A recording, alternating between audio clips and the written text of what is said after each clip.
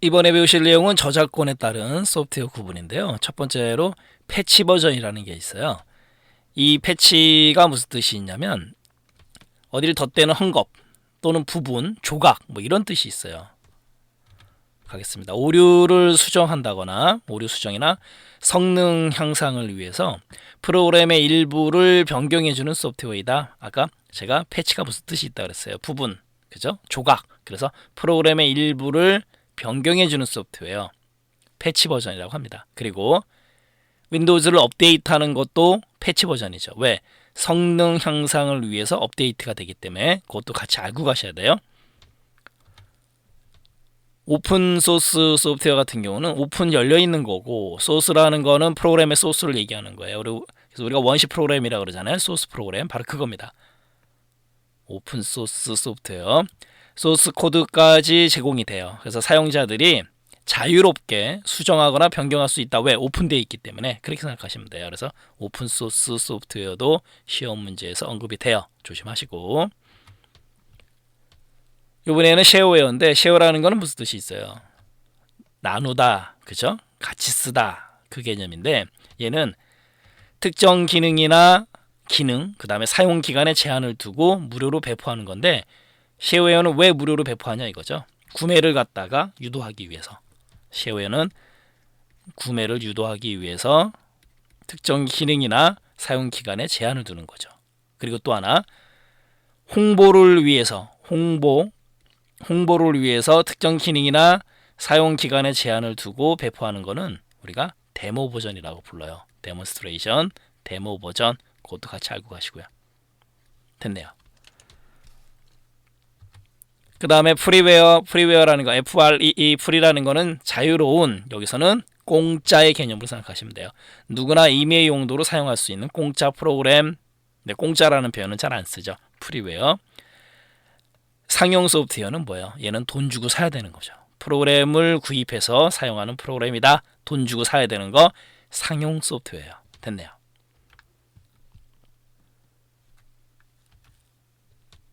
데이터 마이닝이라는 게 있는데, 이 MINING 마인에서 온 건데, 마이닝 그러면 찾다라는 뜻이에요. 채굴하다, 찾다 이런 뜻인데, 대량의 데이터 안에서 일정한 패턴을 찾고 마이닝, 이로부터 가치 있는 정보를 추출, 마이닝, 그렇게 생각하시면 돼요.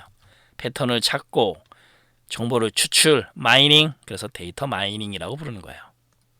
그리고 윈도우즈 업데이트라는 거는 왜 윈도우즈를 업데이트하는 거예요? 성능 향상이잖아요. 그죠? 윈도우즈 업데이트가 속한 사용권에 따른 소프트웨어 분류 유형으로 가장 적절한 것은 뭐예요? 패치 버전이다. 아까 말씀드렸잖아요. 패치 버전. 윈도우즈 업데이트하는 것도 패치 버전의 하나다라는 거죠. 네, 저작권에 따른 소프트웨어 구분 마치도록 하겠습니다. 유틸리티 프로그램. 유틸리티의 사전적인 의미는 다용성, 다목적, 그리고 유용하게 사용된다, 이런 뜻이 있어요. 가겠습니다. 다수의 작업이나 목적에 대해서 적용되는 편리한 서비스 프로그램이나 루틴을 말한다. 편리한 서비스, 그게 바로 유틸리티예요. 유용하게 사용되는 거, 유틸리티. 컴퓨터 하드웨어나 운영체제, 응용 소프트웨어를 관리하는데 도움을 주도록 설계된 프로그램, 도움을 주는 거, 유용한 거, 유틸리티. 됐네요. 그래서 편리한 서비스, 도움을 주는 거 다 유틸리티입니다. 윈도우즈에서 제공하는 유틸리티 프로그램에는 메모장이라든가 그림판, 계산기 이런 것들이 있다라는 거죠. 윈도우즈 보조 프로그램에 해당되는 것들 맞는 얘기고, 이번에는 이제 압축 프로그램인데요. 압축이라는 거는 뭐냐면 여러 개의 파일을 압축하게 되면 하나의 파일이 생성이 돼요. 그래서 하나의 파일로 생성하고자 할 때 여러 개를 하나로 합칠 때도 압축이에요. 그러므로 인해서 파일 관리할 때 용이하다라는 거고, 대부분의 압축 프로그램은 나눠서 압축하는 기능이 있어요. 예전에 디스켓을 사용할 때 요긴하게 사용됐던 기능이죠. 그리고 암호 설정 기능도 있는 거고, 압축이라는 거는 파일의 전송, 보내는 시간, 그 다음에 비용을 갖다가 절약해주고 디스크 공간을 갖다가 효율적으로 사용할 수 있는 기능이 있다라는 거죠. 압축 프로그램. 유틸리티는 컴퓨터 동작이 필수적이고 컴퓨터를 이용하는 주목적에 대한 일부 특정 작업을 수행하는 소프트웨어들을 가리킨다라고 되어 있는데 유틸리티는 컴퓨터 동작의 필수적인 소프트웨어가 아니죠. 컴퓨터를 작동함에 있어서 운영함에 있어서 필수적인 건 뭐예요? 운영체제 OS가 해당되는 거죠. 그리고 주목적이 아니고 서브 목적으로 사용이 되는 거죠. 유틸리티는 이래서 틀린 거고 압축한 파일을 모아서 재압축을 반복하게 되면 파일 크기를 계속 줄일 수 있다? 줄일 수 없죠. 압축 프로그램도 한계가 있기 때문에 압축을 계속 한다 손 치더라도 크기가 계속 줄어드는 건 아니다라는 거죠. 그래서 파일의 크기를 계속 줄일 수 없다라는 거예요. 네, 유틸리티 마치도록 하겠습니다. 객체 지향 프로그래밍 언어를요, 우리가 오브젝트의 O, 그 다음에 오리엔티드라는 거는 그쪽을 향해서 가는 거예요. 그래서 지향이에요. 지양이 아니고, 그 다음에 프로그래밍 랭귀지 줄여서 우리가 객체 지향 프로그래밍을 OOP 이렇게도 얘기를 해요. 오브젝트 오리엔티드 프로그래밍 OOP 이것도 같이 알고 가시고, 그러면은 객체라는 건 뭐냐면 데이터하고 기능을 하나로 묶어서 객체화해서 프로그래밍을 하겠다, 그 개념이에요. 그리고 객체 지향 프로그래밍의 가장 큰 장점은 코드를 소스를 갖다가 재사용할 수 있어요. 그리고 재사용함으로 해서 메인터넌스 유지 보수가 용이하다라는 거죠. 객체 지향. 그리고 코드를 재사용함으로써 프로그램의 개발 시간을 갖다가 단축할 수 있어요. 그런 특징이 있습니다. 그래서 객체 지향 재사용, 그 다음에 유지보수 용이, 개발 시간 단축, 이렇게 머릿속에 넣어두시면 돼요. 소프트웨어 재사용으로 프로그램의 개발 시간을 단축할 수 있다, 맞는 얘기고, 대표적인 객체 지향 언어 C++, 그 다음에 자바, 그 외에도 자바스크립트도 있고요. 잠시 후에 살펴볼 거지만 파이썬, C#, 루비 뭐 이런 것들도 있어요. 오브젝트 C 이런 것들 전부 다 객체 지향 언어 맞고, 그 다음에 객체 지향 언어의 특징이 있는데, 특징은 상속성. 상속성이라는 거는 특징이나 기능을 물려주는 거예요. 그게 상속이고, 캡슐화 같은 경우는 함수나 변수를 캡슐에 넣어서 사용하겠다. 이 캡슐화 때문에 재사용이 가능한 거예요. 추상화 같은 경우는 공통적인 기능을 갖다가 뽑아버리는 거, 그러니까 복잡하지 않게끔 하겠다라는 거고, 다형성이라는 거는 함수나 변수가 상황에 따라서 여러 가지 의미로 사용되는 다양한 형태로 사용할 수 있는 성질, 그게 다형성이에요. 그래서 특징을 머릿속에 넣어두시는데 어떻게 넣어두시냐면 상추를, 상속성의 상, 상추, 추상화의 추, 상추를 캐다, 캡슐의 캐, 다형성의 다, 상추 캐다, 상추 캐다, 이렇게 머릿속에 넣어두세요. 특징 조심하시고요. 상추 캐다 됐네요. 객체 지향 언어의 또 다른 좋은 점은 뭐냐면 큰 프로그램, 그다음 복잡한 프로그램 구축이 쉬워요. 객체 지향으로 했기 때문에 구축이 어려운 절차형 언어의 문제점을 해결하기 위해서 개발된 프로그래밍 기법이다. 결론적으로 뭐예요? 크고 복잡한 프로그램 구축이 쉽다라는 거죠. 됐네요. 자바스크립트, 방금 전에 자바스크립트도 객체 지향입니다 라고 말씀드렸잖아요. 왜 그러면 자바가 객체 지향이니까 당연히 자바스크립트. 스크립트라는 거는 뭐 이렇게 서술하다 쓰다 뭐 이런 뜻이 있는데, 자바스크립트는 웹 프로그래밍 언어예요. 웹 프로그래밍 언어. 어디서 사용하냐면 서버에 데이터를 전송하기 전에 아이디나 비밀번호의 입력 여부 또는 수량 입력 같은 입력 사항을 확인할 때 사용하는 웹 프로그래밍 언어. 이렇게 시험 문제에서 텍스트로 나왔기 때문에 그대로 알아두시면 돼요. 자바스크립트 웹 프로그래밍 언어다라는 거. 이번에는 HTML 하이퍼텍스트 마크업 랭귀지인데 뒤에 5가 붙어요.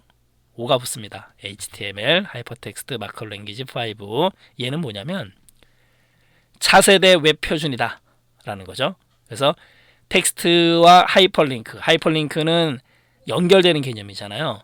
텍스트와 하이퍼링크를 이용한 문서 작성 중심으로 구성된 기존 표준에, 그러니까 여기까지가 HTML, 그냥 HTML이고 5는 여기에다가 비디오, 오디오 등의 다양한 부가 기능을 갖다가 추가했다. 그게 바로 HTML5가 되는 거예요. 5. 그리고 얘는 최신 멀티미디어 콘텐츠를 액티브엑스라는 거 없이도 웹 서비스 할 수 있는 언어예요. 그래서 HTML5가 차세대 웹 표준이다라고 하는 거예요. 비디오, 오디오 이런 부가기능, 최신 멀티미디어 콘텐츠 제공한다. HTML5 이것도 시험 문제에서 잘 나와요. 조심하시고요. 그럼 시험 문제에서 오답 지문이 어떻게 나왔냐면 이렇게 나왔어요. 객체 지향 프로그래밍 언어는 순차적인 처리가 중요시되고 프로그램 전체가 유기적으로 연결되도록 작성한다. 순서가 중요시 여기고 프로그램 전체가 유기적으로 가는 거는 객체 지향이 아니고 절차적인 프로그래밍 언어의 특징이에요. 그렇기 때문에 틀렸다라는 거죠. 네, 객체 지향 언어 마치도록 하겠습니다. 이번에는 드라이브 조각 모음이 최적화인데요. 우리가 컴퓨터를 처음 샀을 때는 굉장히 빨라요. 하지만 오랜 기간 컴퓨터를 사용하다 보면 느려집니다. 그건 왜 그러냐면 저장 장치에 파일을 저장하고 지우고 저장 지우고 이런 작업들을 계속 반복하다 보면 파일의 크기가 다 제각각이기 때문에 디스크에 조각이 나버린다는 얘기죠. 그게 바로 조각이고 프래그멘테이션, 그거를 갖다가 모아가지고 최고로 적합한 상태로 만든다. 그래서 드라이브 조각 모음 및 최적화라 그러는 거예요. 그래서 이 작업을 하게 되면 컴퓨터가 빨라진다라는 거죠. 그러니까 결론적으로 파일을 액세스해서 불러오는데 빨라진다. 전체적으로 컴퓨터 속도가 빨라진다. 그 얘기죠. 가겠습니다.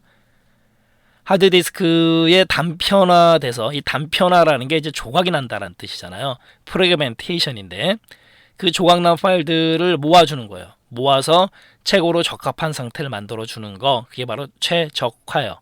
최고로 적합한 상태를 만들어주는 거.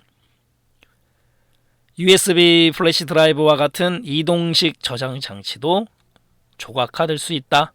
단편화될 수 있다. 맞아요. USB 메모리도 단편화됩니다. 그러니까 결론적으로 얘도 조각 모음이 최적화가 가능하다. 그렇게 알고 가시면 되는 거고. 그 다음에 조각 모음이 최적화는요, 예약해서 실행할 수도 있어요. 이것도 같이 알고 가셔야 되겠죠. 예약해서 실행 가능하구나. 이 정도. 그리고 시스템의 속도가 느려진 경우에 문제를 해결하는 방법이다. 방금 전에 말씀드렸잖아요. 결론적으로 디스크에 저장되어 있는 파일을 불러올 때 빨리 불러오는 거죠. 그러니까 시스템 속도가 빨라지는 거고, 단편화를 제거해서 디스크의 수행 속도를 높여준다. 뭐 같은 얘기죠. 디스크의 수행 속도, 시스템 속도 빨라지는 거, 그래서 느려진 경우 문제 해결 다 됐고, 그다음 조심하실 건 뭐냐면 처리 속도 면에서는 효율적이다라는 거죠. 뭐가? 조각 모음이 최적화가. 조각 모음이 최적화는 처리 속도예요. 처리 속도. 그런데 중요한 거 시험 문제에서 잘 언급합니다. 총 용량이 늘어나지는 않는다. 바로 이거죠. 총 용량이 늘어나는 건 아니에요. 조각 모음이 최적화를 했다 손 치더라도 총 용량이 늘어나는 개념은 아니고 처리 속도 개념이다. 이거 조심하셔야 돼요. 그리고 CD-ROM 드라이브, 롬이라는 게 뭐예요? 리드 오니 메모리 오직 1구수만 있잖아요. 그리고 네트워크 드라이브, 윈도우즈가 지원하지 않는 압축 프로그램, 얘네들은 디스크 조각 모음을 할 수가 없어요. 이거 조심하셔야 됩니다. CD-ROM, 네트워크 드라이브, 그 다음에 윈도우가 지원하지 않는 압축 프로그램, 얘네들은 디스크 조각 모음을 할 수 없다라는 거죠. 그러면 조각 모음이 최적화를 한번 보도록 하겠습니다. 시작 버튼 누르고 난 다음에 윈도우즈의 관리 도구에 있어요.